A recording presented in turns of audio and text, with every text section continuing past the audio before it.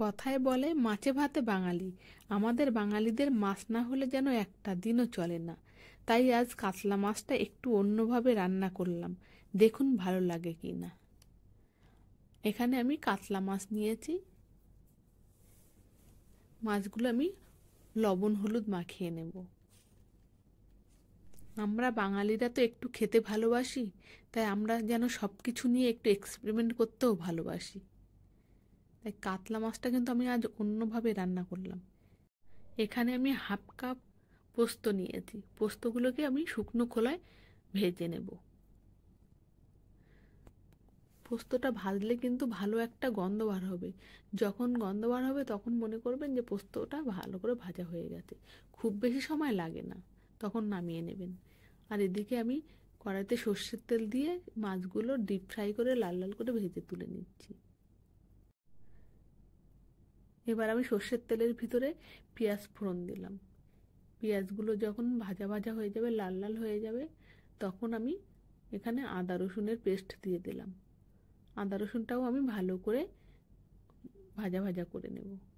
তারপরে আমি দিয়ে দিলাম, এখানে আমি টমেটো কুচি দিয়ে দিলাম, আর লঙ্কা গুঁড়ো আর মরিচ গুঁড়ো দিয়ে আমি ভালো করে আবার কষে নেব।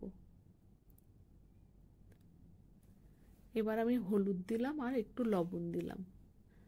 আমি আবারও একটু ভালো করে কষে নেব যতক্ষণ না টমেটোটা গলে যাচ্ছে। এবার আমি পোস্ত বাটাটা দিয়ে দেবো।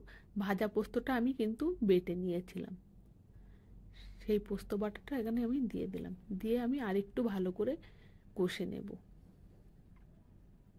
কষা হয়ে গেলে আমি এখানে গরম জল দিয়ে দিলাম পরিমাণ মতো। এবার যখন জলটা ফুটে উঠলো তখন কিন্তু মাছগুলো দিয়ে দিলাম।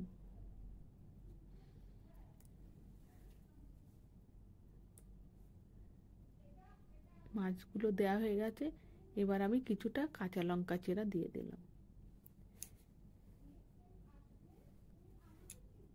এটা কিন্তু ভীষণই টেস্ট হয়েছিল।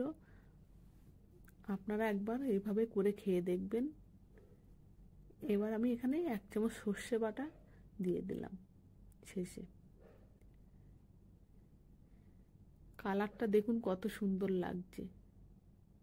রেসিপিটা ভালো লাগলে অবশ্যই বাড়িতে একদিন বানাবেন। এইভাবে বানিয়ে খেয়ে দেখবেন, ভালো লাগলে আমাকে কমেন্টে জানাতে ভুলবেন না। আর রেসিপিটা ভালো লাগলে তো অবশ্যই লাইক শেয়ার কমেন্ট করবেন। সবাই ভালো থাকবেন, সুস্থ থাকবেন। দেখা হবে পরের রেসিপিতে। দেখুন কত সুন্দর লাগছে।